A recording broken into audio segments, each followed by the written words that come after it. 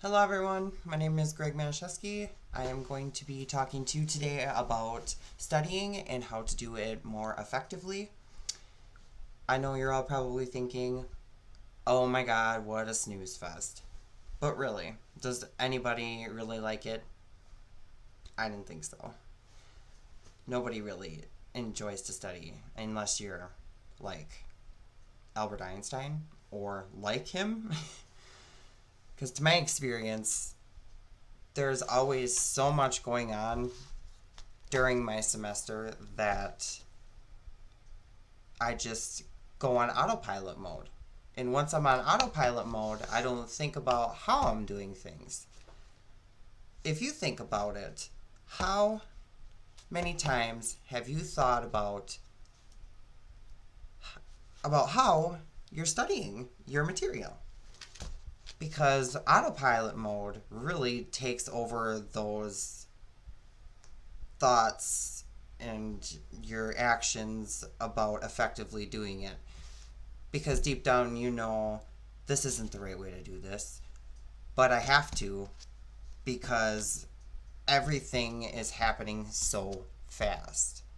And there are ways that you can lift the burden off your shoulders, make it a little easier on yourself. That way, your semesters aren't so stressful. You're not pulling your hair out. You're not missing out on family things and having a social life.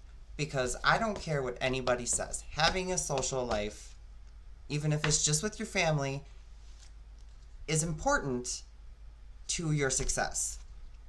Hiding at home, studying, like all of your courses are requiring you to take 6 hours per credit or 4 hours per credit. Well, when you're a half time or full time student, that's like an entire day of studying.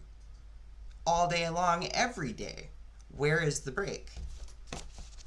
So, I'm going to be going over some ways that you can study more effectively. I remember one of my instructors. I can't remember her name. Her name escapes me. But I wanted to tell you guys about how cryptic she was about how me and my classmates were studying. She could see during class that we could all use improvement, but we didn't know that. Every day she would say, you guys need to study smarter, not harder. And at this point, you're sitting at your desk, looking at your classmates, rolling your eyes like, oh my god, shut up. We know.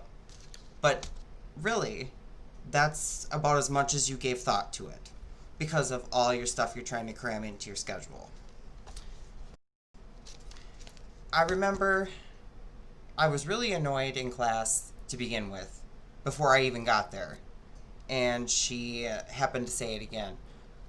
So I happened to ask her, what do you mean by that? You keep saying it multiple times sometimes during the class period. What do you mean by study smarter, not harder? And she just looked at me like, does it really need an explanation? And I thought, well, yeah, if you keep saying it, you can explain to me what you mean, right? Well, she told me to go do some research. So I went home furious because she didn't tell me what she meant. I did my research and I didn't realize that there were so many proven ways to help you study, to help you focus, to help you stay on track. Because if you're like me, you get on your track and you're like those little race cars that zoom around the racetrack and then all of a sudden they fly off and you're way over in left field and you don't know where you are. You get lost. And that's how you get behind. So I found that there are proven and studied techniques, so to say, that you can do to help you study more effectively, yet meaning prepare. Preparing is one of the main parts of it.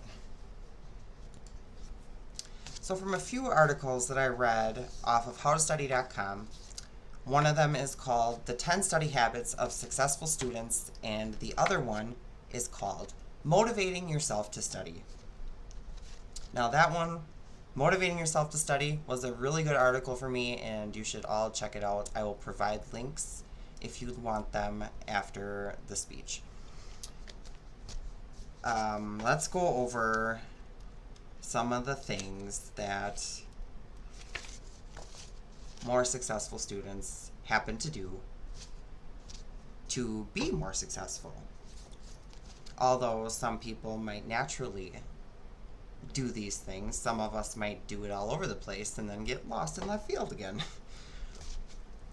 Main thing is when you get your course list in your logins and everything for your classes, the first thing that you're going to want to do is open your syllabuses, all of them for each one of your classes, and get your course calendars with them and your calendars so you can write down your more important dates. These syllabuses are like your map to success.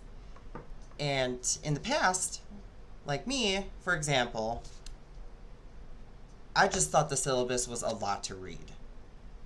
And then the course calendar was what I would go off of. But your syllabus is going to help you to get where you need to be without being overwhelmed. A syllabus gives you information like your instructor's name, their email, their phone, their office hours, everything about your class. Your syllabus breaks down each learning plan or chapter or whatever they call it for what you need to study. And I thought it was just a review. To me, I thought that the syllabus was just a review of each chapter, but really it's the content that your instructors want you to focus on. They're learning objectives. Learning objectives are what you need to know for your quizzes and your tests and your assignments, so focus on that. And once you get all your important dates down from your course calendar and your syllabus, make sure that you figure out a good schedule for you.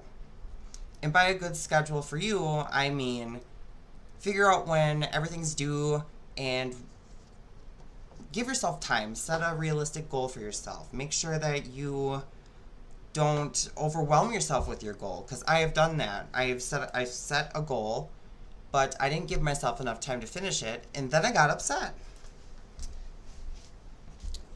And then once you get your schedule figured out and when things are due and when you want them done, the next most important thing that you're going to want to do is figure out what time of the day is great for you to study. And you're going to have to play around with this. Some people study great in the morning, some people study great late at night. It just depends on who you are and how studying works for you. But you'll figure it out, trust me. And most importantly, once you figure out this schedule, don't veer off in left field. Make sure that you stick to it. Don't get behind. I still get behind, but that's just because of who I am as a person. And I'm not going to lie. It's hard for me to focus.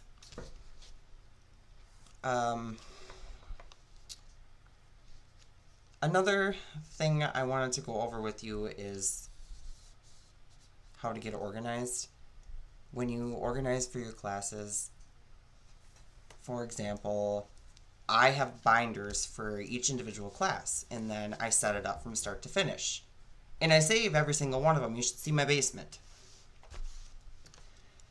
And I don't mean taking all your papers from class and just throwing them in this binder, right? No. Organize them. Make sure that they are following the content along with what you're learning.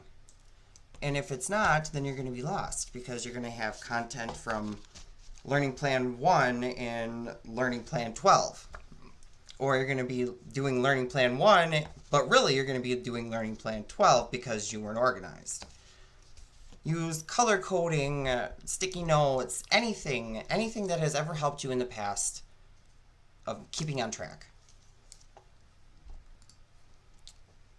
Don't forget that during your study periods that you need a break. I mean, we can't be studying for 4 hours straight even.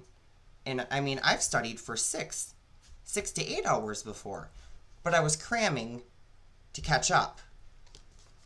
And with your schedule that you set up, you should give yourself enough time to do it so you can stay ahead.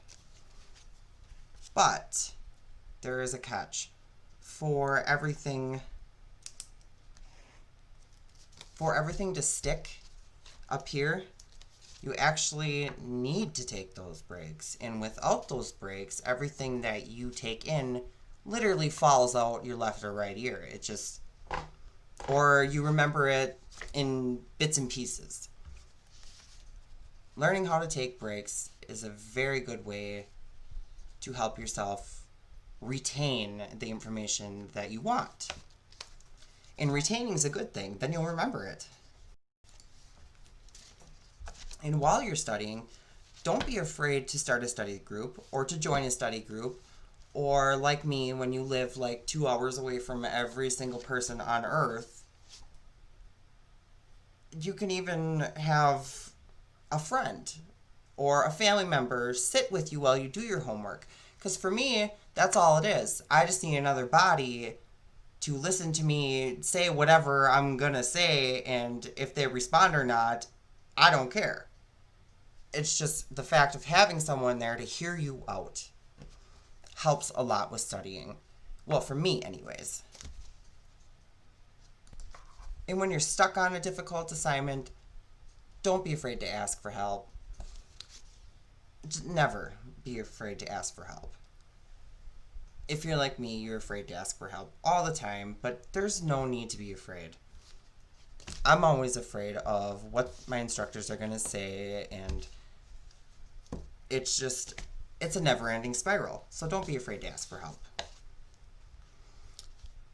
While you're studying, you need to know what motivates you.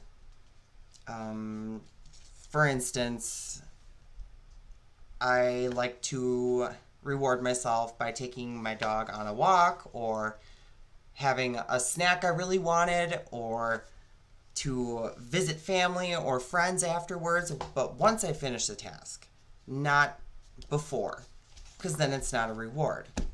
And in your brain,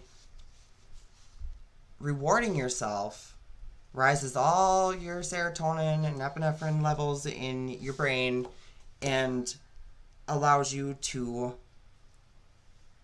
retain and feel good about what you just did. It lets you feel great about the assignments that you finish. I mean, trust me, once I started a reward system, it was huge. I mean, I couldn't tell you how easy it was, too. Let me correct myself. I meant dopamine as the chemical. A reward system set up by yourself. Once you reward yourself after finishing your task, your brain creates dopamine, which is a feel-good, happy chemical that we crave as humans, and that's why we're all torn by addictions and just bad habits in general.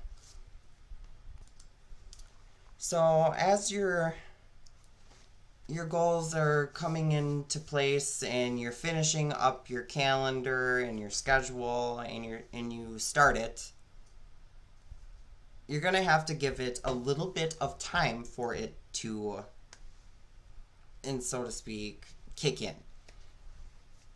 It's not going to happen immediately because of the habits that you're used to when you usually study. Creating new habits is a little bit harder to stick with. And breaking them bad habits is, excuse my French, but a bitch. and they're very left field. The key is to be consistent. Give it a month. Hell, give it 3 weeks and see if you're doing better. And if you're not, make a few tweaks to your schedule or your study time or how many breaks you're taking and what you need to do to reward yourself, to create more dopamine. Just stick with it. Because if you don't and you veer off into left field for a second, even just a day, you're going to have to start all over, and then the cycle repeats itself. And in the end, studying is never going to be fun. There is no way to actually make it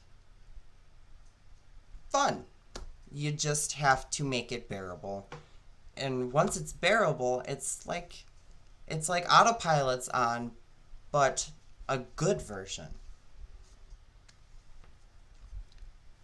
And there are many, many, many, many links out there, articles, a lot of research that anybody can look up just to see what they could try for them to do a little bit better and to feel a little bit better about themselves.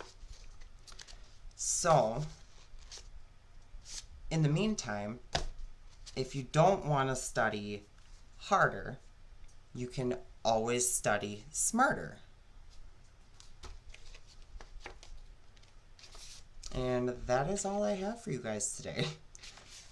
I hope it all made sense and you followed along. Does anybody have any questions?